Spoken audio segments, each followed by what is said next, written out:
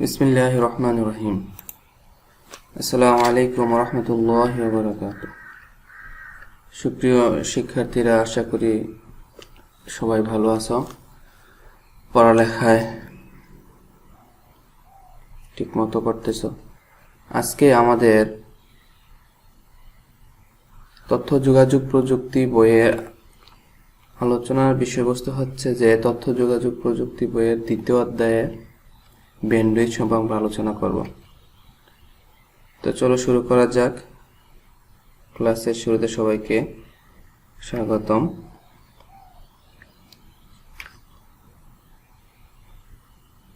এই হচ্ছে যে আমার পরিচিতি।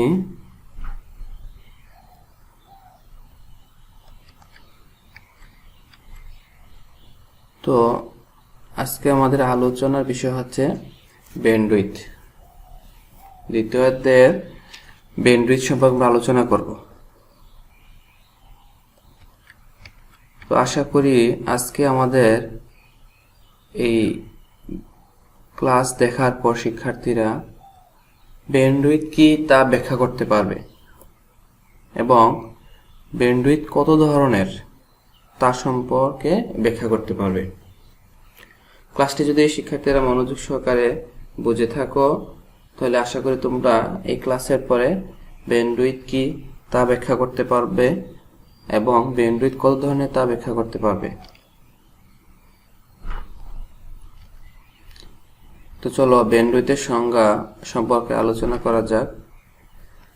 যে এক স্থান থেকে অন্যত্র নির্ভরযোগ্যভাবে ডাটা আদান প্রদান করার হারকে ট্রান্সমিশন স্পিড বা ব্যান্ডউইথ বলে।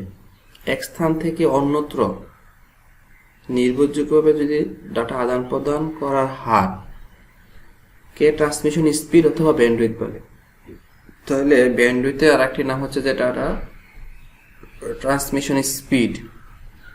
আমি এক স্থান থেকে অন্য স্থানে যে ডাটা আদান প্রদান করব, কি পরিমাণ ডাটা আদান প্রদান করব তার হার, তার পরিমাণটাকে বলা হবে ব্যান্ডউইথ অথবা ডাটা ট্রান্সমিশন স্পিড।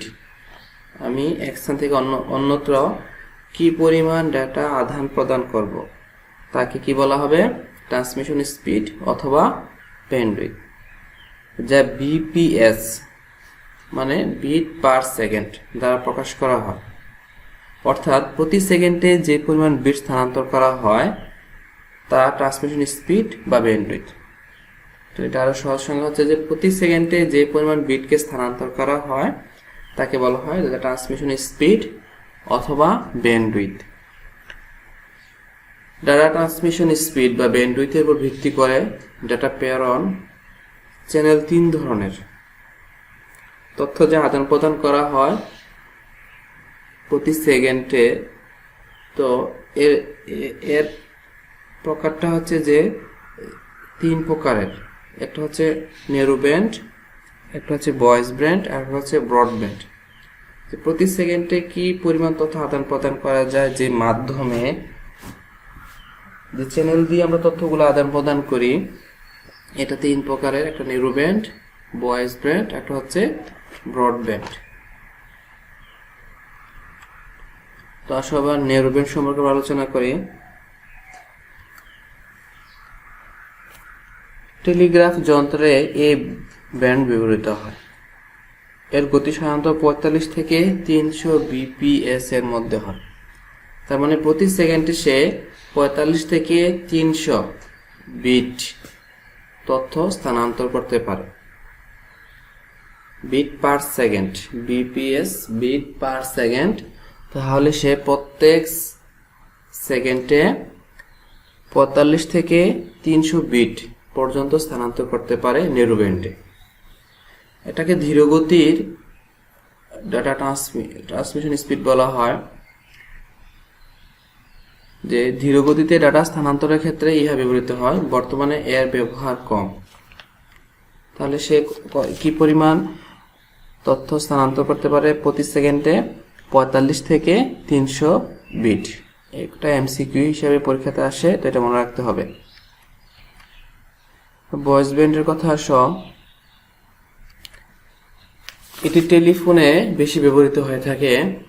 কম্পিউটারে ডেটা কমিউনিকেশনে কম্পিউটার থেকে প্রিন্টারে ডেটা স্থানান্তরের ক্ষেত্রে কিংবা কার্ড রিডার থেকে কম্পিউটারে ডেটা স্থানান্তরের ক্ষেত্রে এই ব্যান্ডউইথ ব্যবহৃত হয়। তাহলে এটা বেশি ব্যবহার হয় টেলিফোন লাইনে। কম্পিউটারে ডেটা কমিউনিকেশন, কম্পিউটার থেকে প্রিন্টার ডেটা স্থানান্তরের ক্ষেত্রে কিংবা কার্ড রিডার থেকে কম্পিউটারে ডেটা স্থানান্তরের ক্ষেত্রে এই ব্যান্ডউইথ ব্যবহৃত হয়। এতে 500 থেকে 10,000 বিট পার সেকেন্ড বিপিএস এ শব্দ প্রেরণ উপযোগী ডাটা স্থানান্তর করা হয়। সাধারণত এই ব্যান্ডের গতি হচ্ছে 9600 বিপিএস। তাহলে সে কি করতে পারে, প্রতি সেকেন্ডে 500 থেকে 10,000 বিট স্থানান্তর করতে পারে। তাহলে নেরুব্যান্ডে ছিল 45 থেকে 300, নেরুব্যান্ড থেকে এটার ক্ষমতা আর একটু বেশি। সাধারণত এই ব্যান্ডের গতি ধরা হয় যে 9600 বিপিএস। তাহলে নেরুব্যান্ড থেকে ভয়েস ব্যান্ড আমরা লক্ষ্য করলে দেখতে পাই যে তার থেকে ভয়েস ব্যান্ডের মাধ্যমে ডাটা ট্রান্সফার হারে আর একটু বেশি। তাহলে নেরুব্যান্ড হচ্ছে ধীর গতির, ভয়েস ব্যান্ড হচ্ছে একটু উচ্চ গতির বলতে পারি আমরা। তারপরে আসো ব্রডব্যান্ড।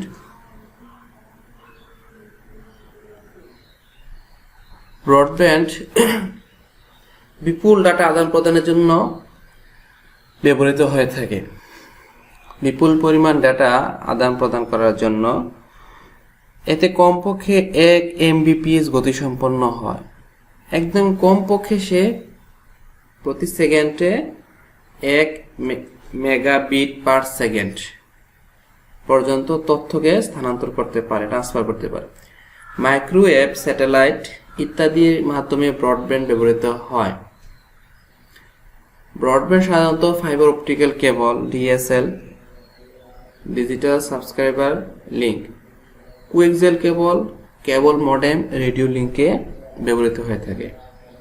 তাহলে সবচেয়ে বেশি ডাটা ট্রান্সফার হার হচ্ছে যে ব্রডব্যান্ডের মাধ্যমে সে পার সেকেন্ড 1 MBPS পর্যন্ত তথ্য স্থানান্তর করতে পারে।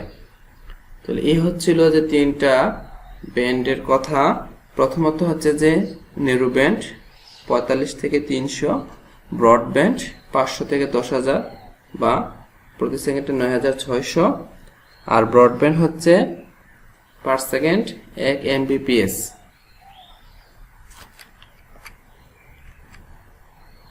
তো এবার আসো বাংলাদেশ থেকে ব্যান্ডউইথ রপ্তানি সম্পর্কে আমরা আলোচনা করি।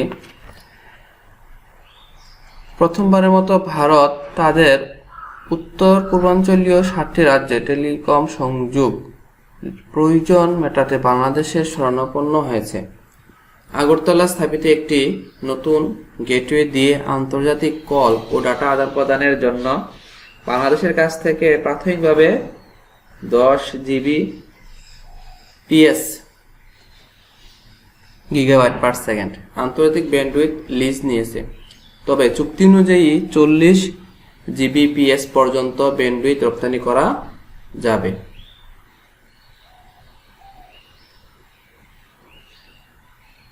তাহলে তারা প্রাথমিকভাবে আমাদের কাছ থেকে 10 Gbps নিয়েছে এবং যদি নিতে চায়, চুক্তি আমাদের যেটা করা সেটা হচ্ছে যে 40 GB পর্যন্ত তারা আমরা এখান থেকে রপ্তানি করতে পারবো। রপ্তানি চুক্তিতে প্রতি মেগাবাইট ব্যান্ডউইথের মূল্য ধরা হয় $10। সেই হিসাবে 10 Gbps ব্যান্ডউইথ রপ্তানি করে বছরে সরকারের আয় হবে $12 লাখ বা প্রায় 10 কোটি টাকা। যা দেশে ইন্টারনেট ব্যান্ডউইথে যে মূল্য বিক্রি করা হয় ভারতে রপ্তানি করে তার চেয়ে বেশি দাম পাওয়া যাবে। তাহলে বাংলাদেশ থেকেও আমরা ব্যান্ডউইথকে অন্যান্য দেশে আমরা এরকমভাবে রপ্তানি করতে পারি, আমরা ব্যান্ডউইথ ব্যবসা করতে পারি।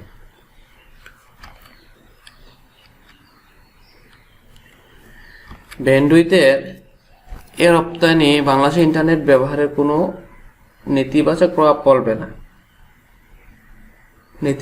প্রভাব ফেলবে না, কারণ বর্তমানে রাষ্ট্র মালিকানাধীন সংস্থা বাংলাদেশের submarine cable company limited BSCCL এর কাছে 200 Gbps ব্যান্ডউইথ রয়েছে।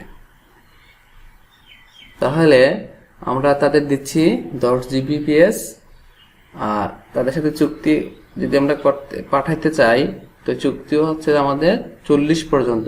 আমাদের এখানে যে কোম্পানি আছে তাদের কাছে 200 Gbps পর্যন্ত ব্যান্ডউইথ রয়েছে।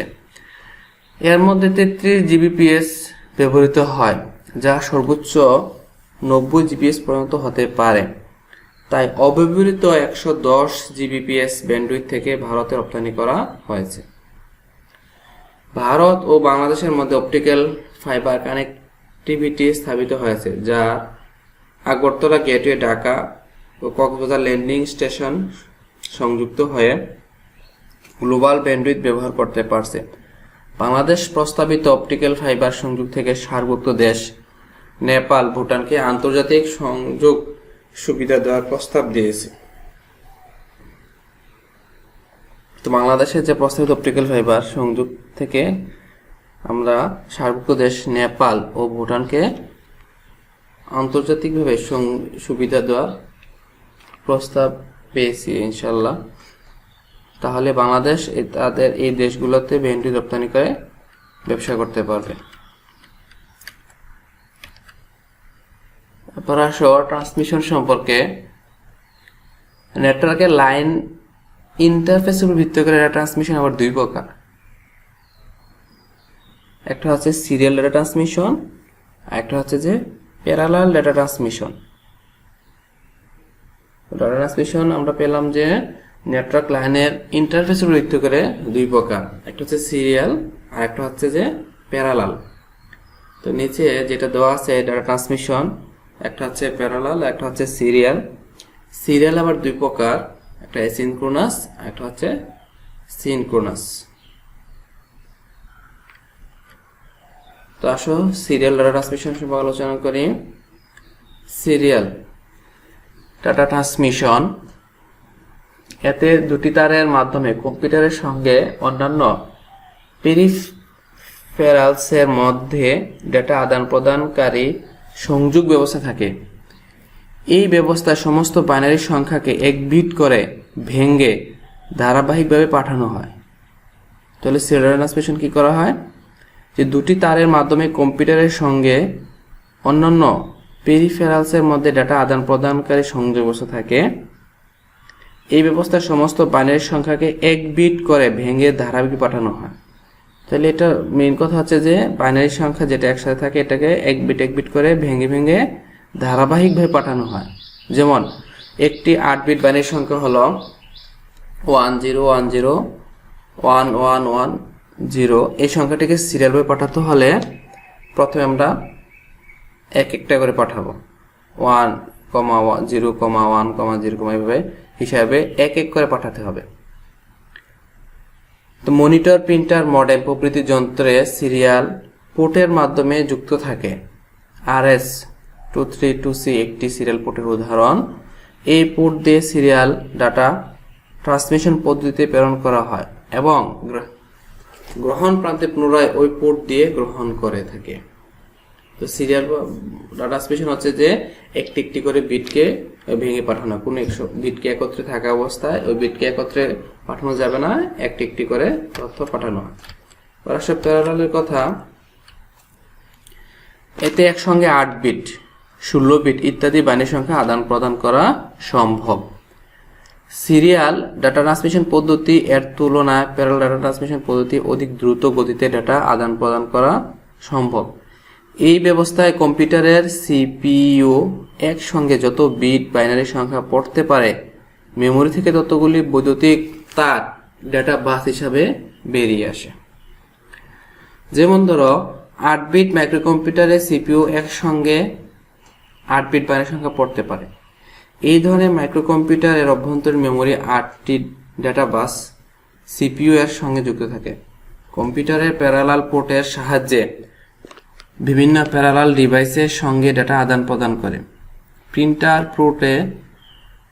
পোর্ট একটি প্যারালাল পোর্ট। তাহলে এটা মেন কথা হচ্ছে যে প্যারালাল ডাটা ট্রান্সমিশন সে একসঙ্গে 8 বিট অথবা 16 বিট ডাটা আদান প্রদান করতে পারে। আর সিরিয়াল হচ্ছে যে 1 বিট 1 বিট করে, প্যারালাল হচ্ছে একসাথে 8 বিট অথবা 16 বিট। তো আমরা আজকের এই যে ক্লাস হলো, ক্লাস থেকে যেগুলো শিখলাম বুঝলাম, এই সম্পর্কে কিছু বাড়ির কাজ থাকবে। যে ব্যান্ডউইথ কি, এই সংজ্ঞাটি আমরা যা শিখলাম এটাকে আমরা শিখব, শিখার পরে আমরা খাতায় লিখব। এরপরে হচ্ছে যে ব্যান্ডউইথ কত ধরনের ও কি কি, ব্যান্ডউইথ আমরা কি কত প্রকারের পেলাম, প্রকারভেদগুলো আমরা শিখে লিখব। এরপরে আমরা যেটা দলীয়ভাবে করব এবং এককভাবেও করব ভাষায়, যে ভয়েস ব্যান্ড এর ব্যবহার লিখো। ভয়েস ব্যান্ড কি কাজে ব্যবহৃত হয়ে থাকে, এটার ব্যবহার।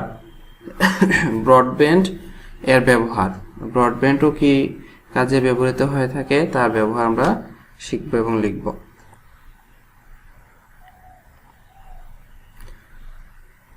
কিছু বহু নির্বাচনী প্রশ্ন আমরা আলোচনা করি। এছাড়াও বই থেকে আমাদের বহু নির্বাচনী প্রশ্নগুলো দাগ টেনে আন্ডারলাইন করে কাঠ পেন্সিল দিয়ে আমরা মার্কিং করে শিখতে হবে। তাহলে ডেটা ট্রান্সমিশনের একককে নিচের কোনটি দ্বারা হিসাব করা হয়? ডেটা ট্রান্সমিশনের একককে কোনটি দ্বারা হিসাব করা হয়? SBP, KBPS, BPS, TBP? অবশ্যই বিপিএস, বিট পার সেকেন্ড। তাহলে বিপিএস এর পুনরূপ কি দাঁড়ালো? Bit per second.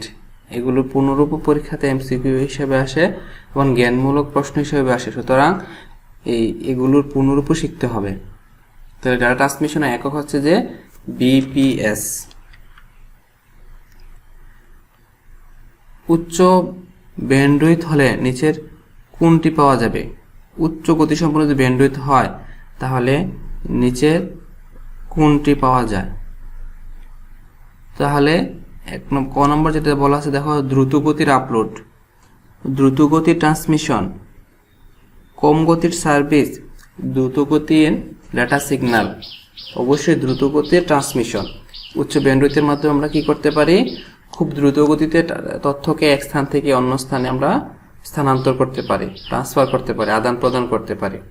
উচ্চ ব্যান্ডউইথের কাজই হচ্ছে কি, যে ট্রান্সমিশনটাকে দ্রুত গতির করা। তাহলে এটার আনসার হচ্ছে যে দ্রুত গতির ট্রান্সমিশন। বলাসো কোনটি কম ব্যান্ডউইথ কানেকশন সার্ভিস?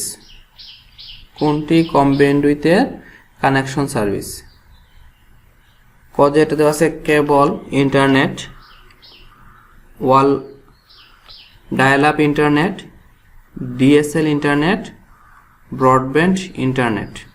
তাহলে কম ব্যান্ডউইথ কানেকশন হচ্ছে যে ডায়াল আপ ইন্টারনেট। অবশ্যই ডায়াল আপ ইন্টারনেটের মাধ্যমে এটা হচ্ছে সবচেয়ে কম গতি সম্পন্ন ব্যান্ডউইথ কানেকশন, কম গতির কানেকশন। ডায়াল আপ যেটা, এটা হচ্ছে একদম কম গতির কানেকশন।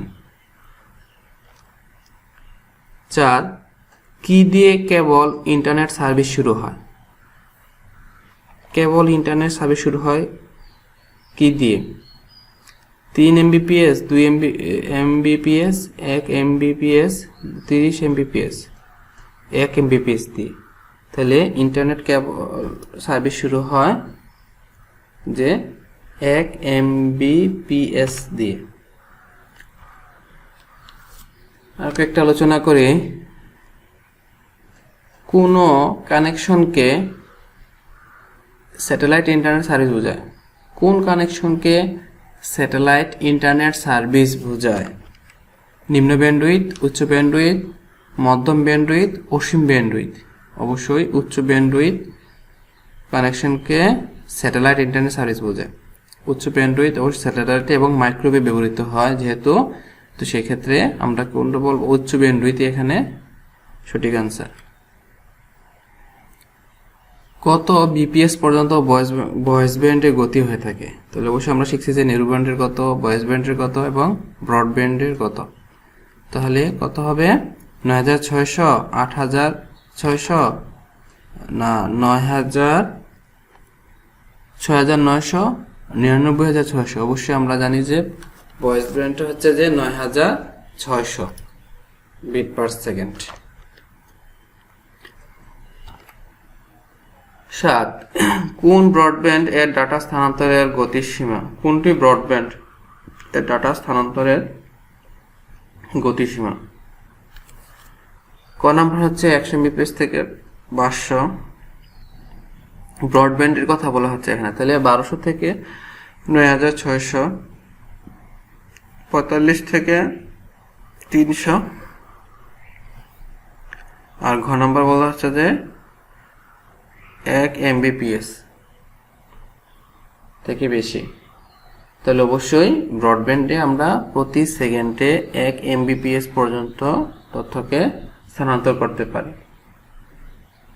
তো এটা আনসার হবে লাস্টের ঘ নাম্বার আনসার। 8, কত বিপিএস পর্যন্ত ন্যারো ব্যান্ড হয়ে থাকে? ন্যারো ব্যান্ডে কত বিপিএস হয়ে থাকে? আমরা জানি যে ন্যারো ব্যান্ডে কমপক্ষে 45 থেকে 300 পর্যন্ত হয়ে থাকে। এটা সহজ। তাহলে আমরা খ নাম্বার আনসারটাকে সঠিক বলবো যে ন্যারো ব্যান্ডে প্রতি সেকেন্ডে 45 থেকে 300 বিট পর্যন্ত তথ্য স্থানান্তর করতে পারে। তো আজকের ক্লাস এই পর্যন্ত। ধন্যবাদ সবাইকে। ভালো থাকো, সুস্থ থাকো, পড়ালেখা ঠিকভাবে করবে এবং ক্লাস বুঝতে গিয়ে কোনো সমস্যা হলে কমেন্টসে জানাবা। তো আল্লাহ হাফেজ। আজ এই পর্যন্ত। আসসালামু আলাইকুম ওয়া রাহমাতুল্লাহি ওয়া বারাকাতুহু।